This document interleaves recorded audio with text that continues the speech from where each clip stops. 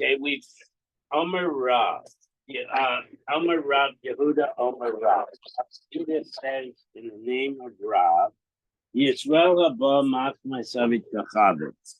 If a Jew acquires land from a non-Jew, harehu ka'avid kachavim, he is treated by Beis Din the same way the non-Jew is treated, so that the non-Jew is not afraid to have a case adjudicated in Beis Din. They get treated equally in Beis Din. And one of the aspects of that is that since a goy can't have a chazaka, ma ovi kachavim ein lo chazaka ela b'shtar, the only way a non-Jew can demonstrate ownership of property is with a contract, with paperwork. Af Yisrael haba machmas avid kachavim ein lo chazaka ela b'shtar. So too, in a transaction where a Jew acquires from a non-Jew, he could be there for 30 years.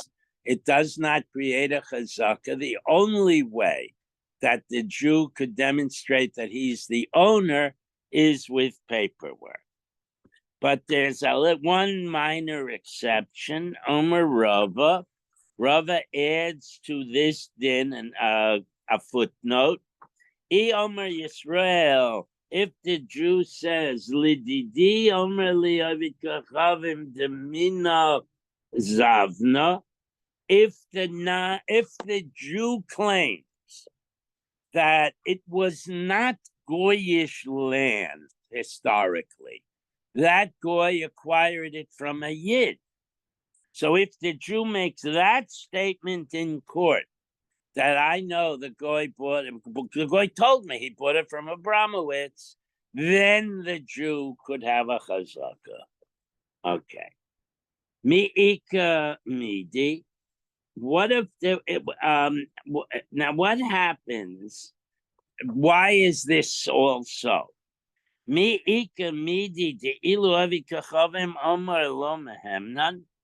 Is there a case where when the Goy makes a claim in court, he's not believed? The ilu of Amer Yisrael mishemei oved kachavim mehemnan.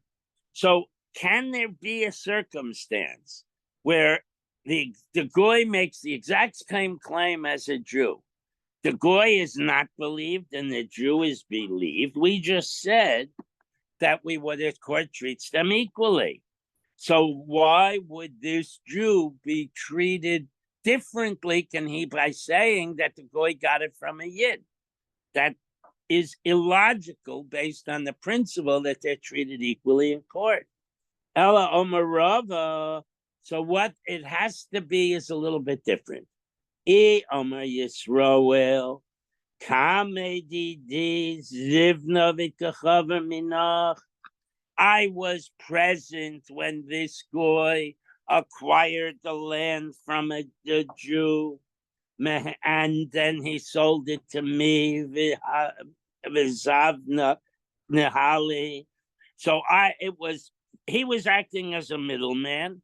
He bought it from Abramowitz and sold it to Schwartz, and Schwartz testifies to that, Mehemnan, he is believed. Migo de Iboy Omerle Ana Zivinta Minach. Because the Jew would have a migo. He could sort of eliminate the middleman and claim, I bought it from so-and-so, another Jew. Mm-hmm. So since he has that migo, and he would believe then because it's two Jews. So since he would have that migo, we accept that if he says, I was present when the Goy bought it from the Yid and then turned around and sold it to me, that would be acceptable in court. But whereas if the Goy said exactly the same thing, it would not be acceptable. He'd have to prove. Okay. Amar Rav Yehuda, another rule here. Haiman denukit magla v'suvalya. we mentioned this earlier. If somebody shows up at another person's property with the requisite tools to harvest, in this case, we're talking about dates.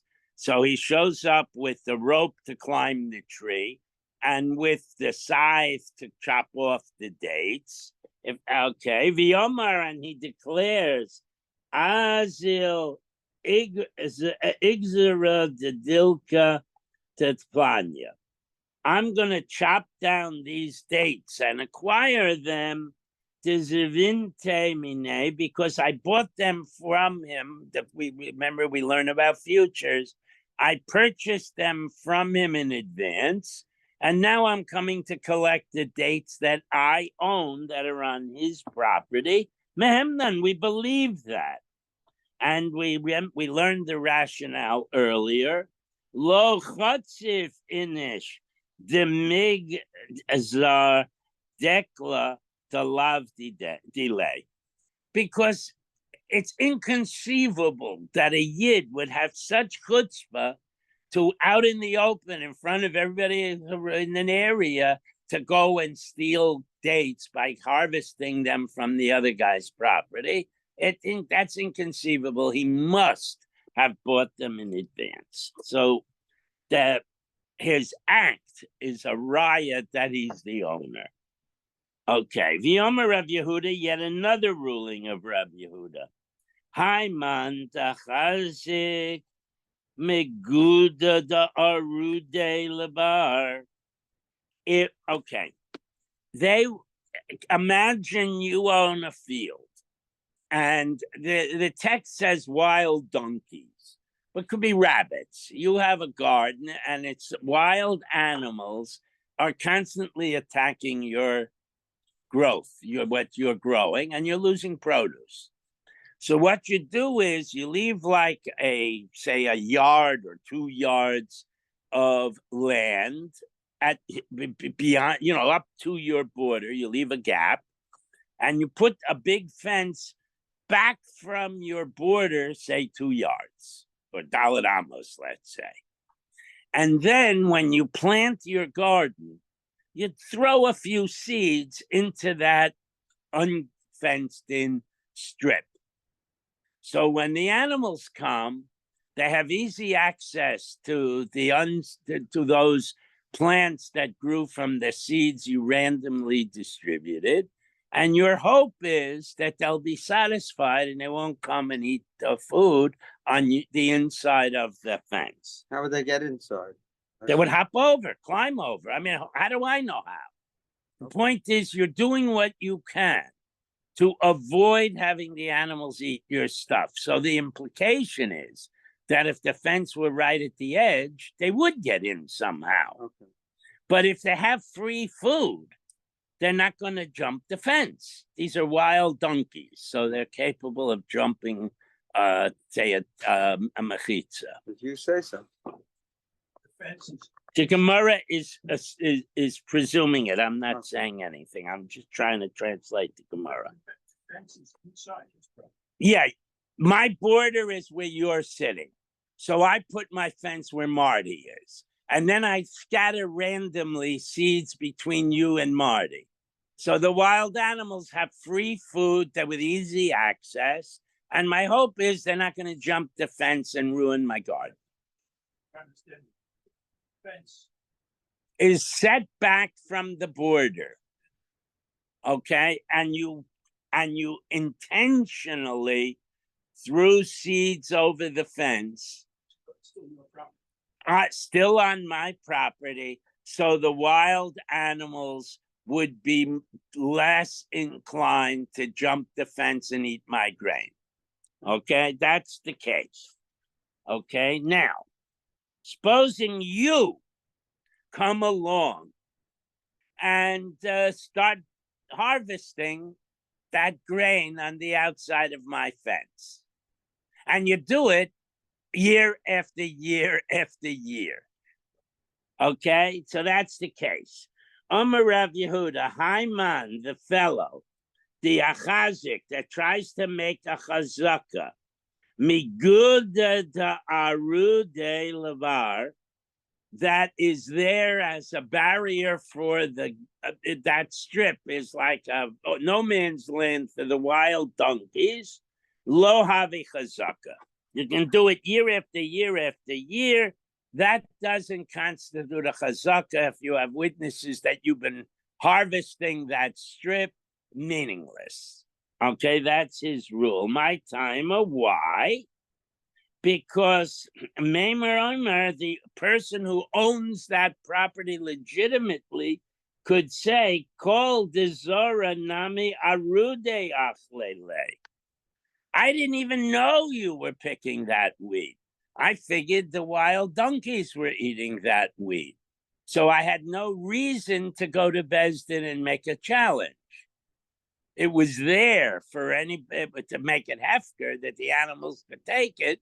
And as far as I'm concerned, you're no better than an ass. Huh. Okay, that's what he. Okay, so it would not be a chazaka. The Omer Rav Yehuda, yet another din. Achla orla enu chazaka. If you plant trees, we all know that you can't harvest them for 3 years. And the 4th year is restricted harvest. You have to treat it like it was Meiser Sheni and eat it in Jerusalem. So if somebody comes along and starts harvesting from your brand new orchard during those Orla years, that's not a chazaka. Tanya Nami Hachi, he has it, he bases it on a brisa. Achla Orla Shvi is the Kalayim.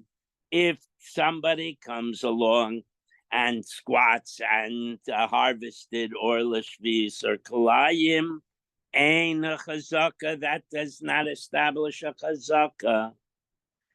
Amar Rav Yosef. Now, a new case. Normally, you harvest grain when it's fully ripe.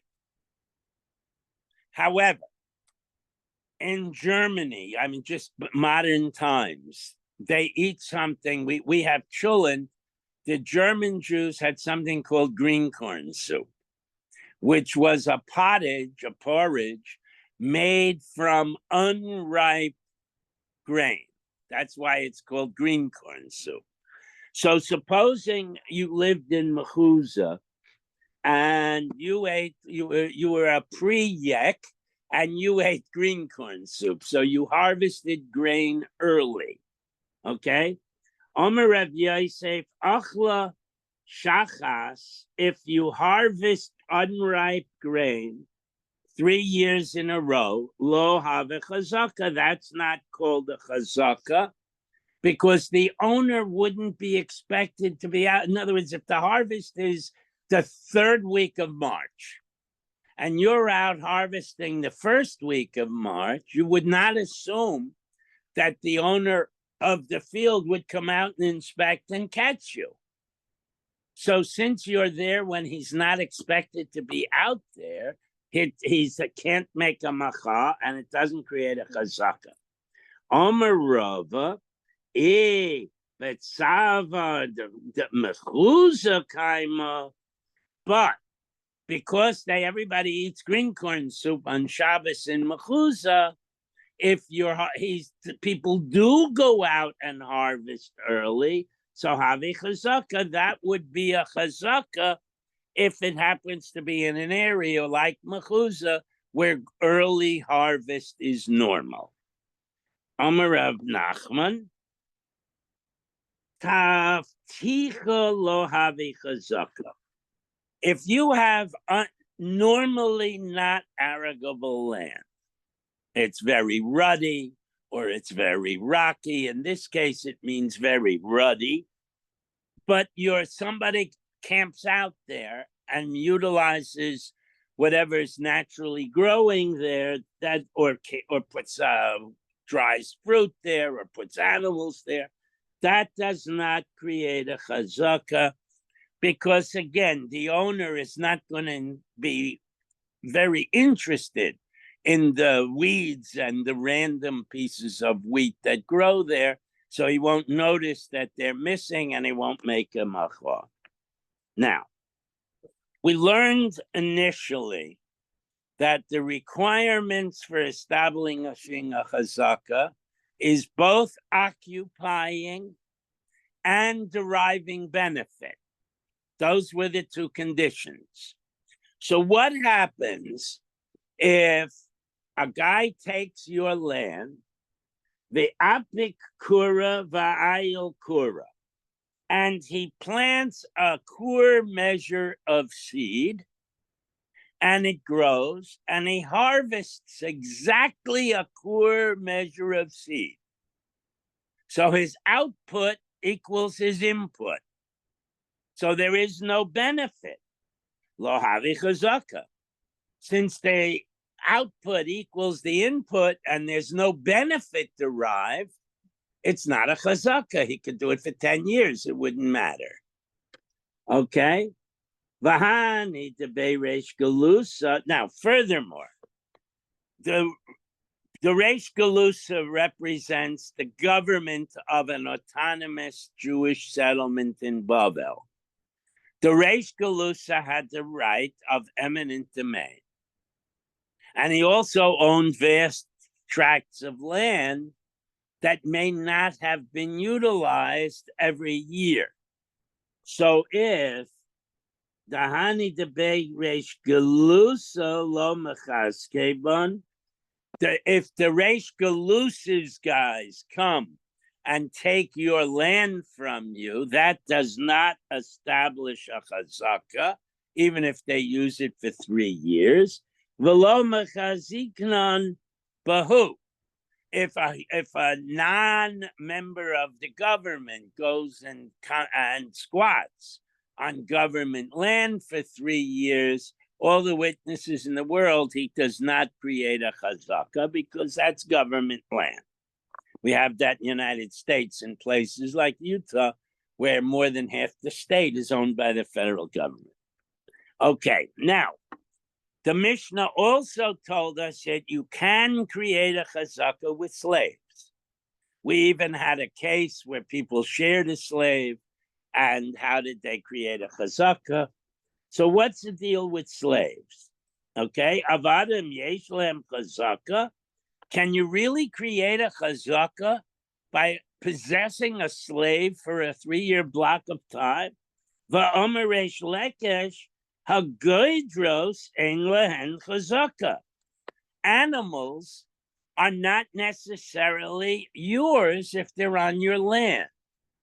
And if you have, say, wild donkeys that eat on your land all the time, their frequency does not make them yours. So because they move in and they move out. So the fact that they're there is not absolute proof that you own them. Well, slaves are also mobile. So why don't slaves follow the rule of animals? And hagoros ein lahen chazaka, they can't make a chazaka. So Rav answers, Omer Rava ein lahen chazaka la'alter. They do not have an instant chazaka. In other words, the fact that you're walking down the street and your slave is walking next to you is not an immediate proof that you own him. However, aval yesh lehem chazaka la'alter shlosh shanim. But if you are around with that slave every day for 3 years and you tell him to do things, so you're benefiting from his existence, then the 3-year chazaka is indeed a chazaka. And when Rava said they don't make Reish Lakish said they don't make a chazaka, he meant an instant chazaka. But there's an exception to that rule. Amar Rava imhoya katan mutal ba'arisa. If a baby slave is in its cradle, okay, yesh lo chazaka la'alter, you have an immediate chazaka. You have a baby slave, it's obviously yours, pshita. That baby slave could not have walked in. Lo, that's not what we're trying to tell you. Tzricha de isleim ime. That baby slave has a mother. So Mahu the Tamer, what might you have argued? Nachish Dilma Ime Aye Lase Lahasam. The mother brought him into your apartment and left him there and forgot about him and wandered off.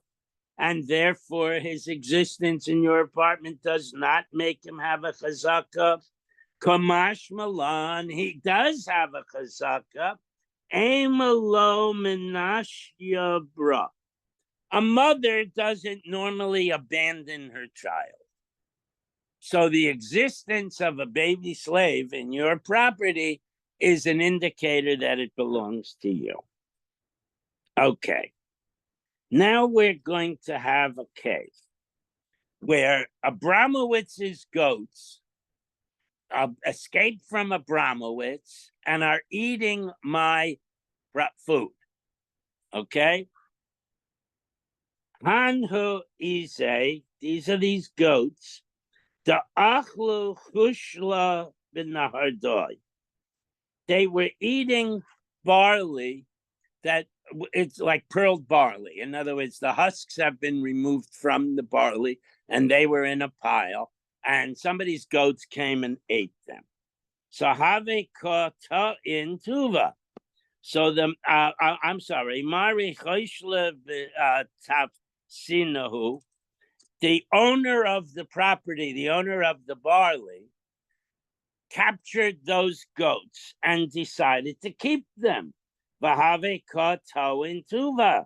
And he said, look, the goats are worth $10 each. Each one ate $12 worth of my barley. I'm keeping the goats in compensation for my lost barley.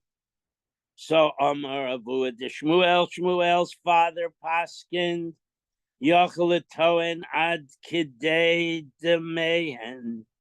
The owner is able to claim if the owner of the goats wants his goats back, the owner of the barley has a legal case up to and including the value of the goats themselves. Okay, boy, because if he wanted to lie, he has amigo. That if he wanted to lie, Omer lekuchos hein biyodi. I bought these goats from you. That's why they're in my yard. So since he could have claimed he bought them, and he instead claims you owe me money, your goats ate my grain, he is believed in court. He doesn't need a proof.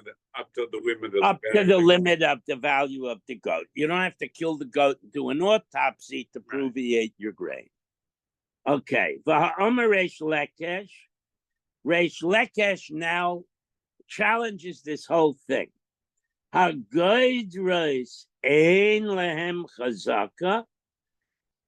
Don't animals have a chazaka? In other words, if you have a goat in your garden, isn't it assumed that that's your goat? Okay. Why would Shmuel say that the guy is believed? Obviously, the goats are in his garden. He doesn't even have to make any claim at all. Shiny Isay, goats are different. The Mesira Laroe, because goats are never wandering around unaccompanied by a human. A goat has a goat herd. So he's in a herd of goats, and there's a shepherd watching those goats. So the Gemara says, yeah, but we learned earlier that the shepherd is allowed to go home, but go into town in the evening, and he goes back out into the wild where the goats are grazing in the morning. So ika safra of Apanya. What about the morning and the evening?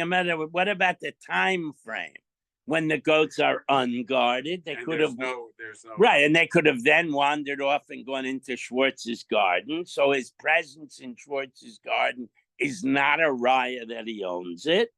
In the Hardoi, there are goat rustlers. There happen to be Arabs, but they are guys that steal unattended goats. So, omiyada liyada mishalme. Therefore, there's a nighttime shepherd as well as a daytime shepherd. And the daytime shepherd can't leave till he turns it over to the night guy. And the night guy can't leave till he turns it over to the day guy. So the goats are never unattended. And therefore, existence of a goat in Schwartz's garden means it's Schwartz's goat. You got it? You don't. I'll try again. Is it absolutely true that an animal in your garden that's proof positive you own it? No. No, because animals have mobility and it could have wandered in. Yet the Gemara says that goats don't have a chazaka because there is a time frame. Animals don't have a chazaka because they can wander free. Then the Gemara says, but goats are different because goats have a shepherd. And therefore, they never have the opportunity to wander free. So then we ask, well, what about when the shepherd is off duty? There's a time frame when the goats can wander free. So we say, no, we're talking about an area where there are known goat rustlers. So there's always a shepherd. When you go off duty, you turn it over to someone else. So the goats never are capable of wandering off. So if there is a goat in your yard, that's proof it's your goat. All right, so that's that.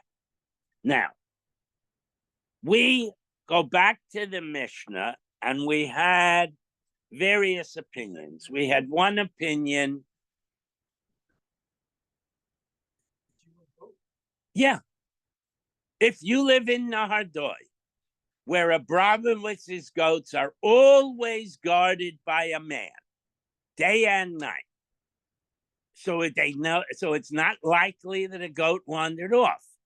Therefore, if you show up with a goat, the assumption is it's your goat.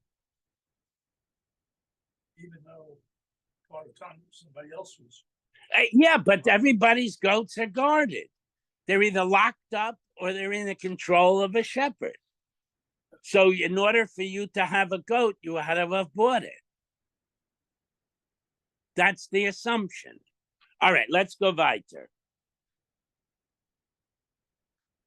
We learned in the Mishnah various ideas. We had one idea that you have to occupy and utilize continuously for 3 years, me'es la'es. Then we had an idea of Rabbi Yishmael that 3 months in the first year, what's the whole second year, and 3 months in the third year was enough. And then we had an idea in the Mishnah, Rabbi Akiva said 1 month the whole year and 1 month was enough. So now we're going to get into that. Okay? Okay. Rabbi Yishmael Omer Shlosha Chadashim. Rabbi Yishmael said, after the Tanakama said 3 years, me'es la'es, he said 3 months in the first year, 3 months in the third year, and the whole intervening second year is genug to establish a chazaka. So why is 3 months enough? What is he doing during those 3 months that proves he has a chazaka? Layman nir ika benaihu. Do we say that just preparing the field for planting is what the difference between the Tanakama and Rabbi Yishmael? Okay. So the word near literally means plowing. I expanded it to preparing the field. Okay. The Rabbi Yishmael Sover near lo have chazaka. I'm sorry, this will be a dispute between Rabbi Yishmael and Rabbi Akiva, who said 1 month. So maybe Rabbi Yishmael says that just plowing isn't good enough. You also have to plant and weed and water and harvest, and that takes 3 months. Okay, but Rabbi Akiva Sova near Havi Chazaka. But Rabbi Akiva says if you're out plowing the field in public in front of the whole neighborhood, and everybody sees you doing it, and you do the same thing next year in harvest, and then you do the same thing the third year, that proves it's that you can claim it's yours and you have a chazaka. The Tispura, does that make sense? LeRebbe Akiva, my ear Yachodesh. Why does, if plowing is enough, why does Rebbe Akiva say a whole month? It only takes a day or two to plow. Okay? Afilu yom echad nami. It really, if it's a base kur, it only takes one day to plow it. So why does Rebbe Akiva require a month? So we have a supposition now that plowing is insufficient. You have to do more. That's why I use the phrase preparing the field. So at this point, the Gemara is going to assume nobody says simply plowing is enough, because you could sneak onto Schwartz's land, plow it, and get off again, and Schwartz is likely to not catch you. V'hacha peira, rava v'peira zutra ika b'naihu. So what they're disputing is whether the grain has to be fully grown, which is plow, plant, fertilize, weed, water, harvest, and that takes 3 months, or simply plow, plant, fertilize, weed, and as we said, there's such a thing as green corn, so you could harvest not fully ripe fruit, produce, and 1 month should be enough. So, Tana Rabbanan, near Eina Chazaka. The rabbis at this point are saying that simple plowing 3 years in a row is not enough to constitute a chazaka. The Yesha Imrim, but there are those who say, Hare zeh chazaka, it is a chazaka. Man Yesha Imrim. So the Gemara says, well, in order to discuss this further, we got to know who are the ones that say it's good enough. Because if they're big enough heavy hitters, then maybe we paskin like them. Amar Reb Chisda, Reb, what? Plowing. Yeah. You plow in March of 2025. You plow in March of 2026. You plow in March of 2027. Then I come back and say, get off my field. You say, what do you mean? I have a chazaka. And you bring witnesses to court that they saw you utilizing the field plowing 3 years in a row. Fine. So the court has to rule, is that a chazaka or not? Confusing me is previously, you said back, you said even if it's for just 1 day, you said 1 day is. That was to try and, all right. That was to try and understand Rabbi Akiva's 1 month rule. Rabbi Akiva says 1 month. Rabbi Shmuel says 3 months. So we ask a following hypothetical. Does Rabbi Shmuel say 3 months because he means plow, fertilize, seed, plant, weed, etc., harvest? That takes 3 months. But Rabbi Akiva says just plowing is enough. That's why he says 1 month. So the Gemara says, wait a minute, he can't mean just plow, because unless you own half of Kansas, it doesn't take a month to plow. The normal Jewish field took a day to plow. So Rabbi Akiva should have said a day if he meant plowing. So it's undetermined whether the plowing is enough. If he had said a day, then we would have had Rabbi Akiva saying plowing is enough. But since he says a month, it's not a proof that plowing is enough. So the Gemara still worries, is plowing enough? So at the beginning, the Gemara says, everybody says plowing is not enough. And then we have a brisa that says there are people out there who say plowing is enough. So it's still not resolved. So man yesh oimrim, who is it that says plowing is enough? Amar Rav Chisda, Rav Achahi. It's a fellow named Rav Acha. Tanya, we have a brisa. Nira Shana Uzuraya Shtayim. Nira Shtayim Vizara Shana Einu Chazaka. The Tanakama says, if people see you plow year one, and people see you do the whole process of plowing and seeding and so on in years 2 and 3, the Tanakama says that, or plowing 2 years and harvest 1 year, that's not enough for us. Chazaka, that's a Tanakama. Rabacha Aimer Harezu Chazaka, that is enough for a Chazaka. So here we have Rabacha saying that at least if there's 1 year where the witnesses see more, then the witnesses aware of your plowing is enough for you to establish a chazaka. So you have a person who says it. So now we have a real challenge because we have a Tana who says plowing is good enough. So Rav Ashi did a poll. He sent out to every rabbi a letter. What's the deal with plowing? Amar Rav Ashi sha'alis kol gedolei ador. I asked every heavy hitter in Babylonia, v'amruli nir harei zeh chazaka, and the poll came back that everybody said plowing is good enough to be a chazaka.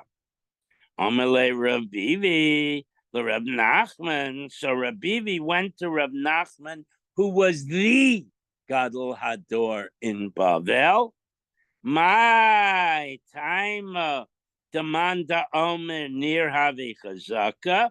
What is the rationale to having plowing alone being a chazaka? And Rav Nachman says, Lo ovid inish de karivu le aroi v'shasik. A guy is not going to remain silent. He's going to immediately run to court, make a macha, if he sees somebody plowing his field year after year. That's why it's good enough. My time a demanda omen near lo havi chazaka. So Rav Bibi says, if that's your rationale, Rav Nachman, why are there people that disagree? Why are there people that say it's not a chazaka? Meimar, so Reb Nachman answers, Meimar Omar, maybe the guy says to himself, Kol Shiva v'Shiva Tekorvu La'ilbe. It literally means let him stick splinters from the plow in the ground. In other words, let him knock himself out, use his plow, have it depreciate in value, and I'm getting something for nothing. So I'll wait till the 3rd year before I make a complaint. And then maybe I show up in court a day late. So that's their rationale, that he's going to say, good, you want to knock yourself out plowing my field. Gesund hate, thanks a lot. So now, we have arguments on both sides, but we do not know yet what the definitive halacha is. Shalchu le be pum nahara l'Reb Nachman bar Rav Chisda. So the people in a town, we've encountered this community before. Pum nara, they send shilas to Reb Nachman all the time. Lamadnu Rabbeinu, let the rabbi teach us the halacha. Nira have chazaka, olo nira have chazaka. What about plowing? Is that enough 3 times in a row, 3 years in a row to establish a chazaka? Amar lahu, Reb Nachman answered them, Rabbi Yachav kol gedolei hador amre nir hare ze chazaka. The Tana Rav Acha and all the Amoraim Gedalim nowadays all say that plowing alone with witnesses is enough to be a chazaka. So, but it's not so simple. Rab Nachman Bar Yitzchak, a different Rab Nachman says, Rebusa lemichashev gavre. Why are you giving me this whole list of Gedolei Hador and saying they're all on the side of plowing is good enough? Ha, Rabbi Shmuel Bavel, but Rav Shmuel Bavel, but both Rav and Shmuel. Rav was a half ton, a half a myra. Shmuel in Pumpa and Surah, and Shmuel was in Pumpadisa. They both agree. Rabbi Shmuel and Rabbi Akiva, the Eretz Yisrael, and two late Tanaim in Eretz Yisrael, Rabbi Shmuel and Rabbi Akiva, and he's the greatest of all. Amre nir lo havi chazaka. I have a list too, and my list has many heavy hitters on it, and they say plowing is not a chazaka. So just a minute. How do we know that list is correct? Rabbi Shmuel, Rabbi Shmuel, Rabbi Akiva, Masnisan. We already dealt with Rabbi Shmuel and Rabbi Akiva. Rabbi Shmuel says 3 months. Rabbi Akiva says a full month of activity on the farm, and plowing doesn't take a month. So that's a proof that they say plowing's not enough. Rav Mahi. What about Rav? He's in the Myra in Bavel. How does he know that plowing, or where do we know that he says plowing's not enough? The Omer Rabbi Yehuda Omer Rav, Zud Divrei Rabbi Shmuel Rabbi Akiva. Rabbi Yehuda quotes Rav as saying that these are the rules of Rabbi Akiva and Rabbi Shmuel, who are now a minority at this point. Aval Chachamim Oimrim Cheska Shalosh Shana Miyom Liyom. But I go with the Tanakama in that Mishnah, who's presumably the majority, that you need 3 constant years of occupancy. Miyom liyom time l'ma'ute mai. What are we leaving out, or what are we excluding when we said he has to be there 3 continuous years? And just turn the page. That it excludes lav near the low, that plowing isn't enough. And all right, so we'll pick up tomorrow with why Shmuel. So we have Rav, Rabbi Akiva, and Rabbi Shmuel. We have the Tanakama, which is the majority of Tanaim, but we still haven't proven Shmuel. And we're going to do that tomorrow, and we'll deal further with plowing.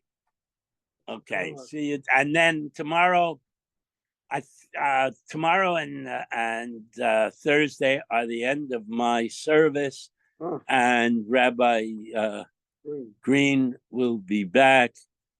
By then, you will have plowed, seeded, fertilized, and the field will be green. Okay. What if it doesn't sprouted sign?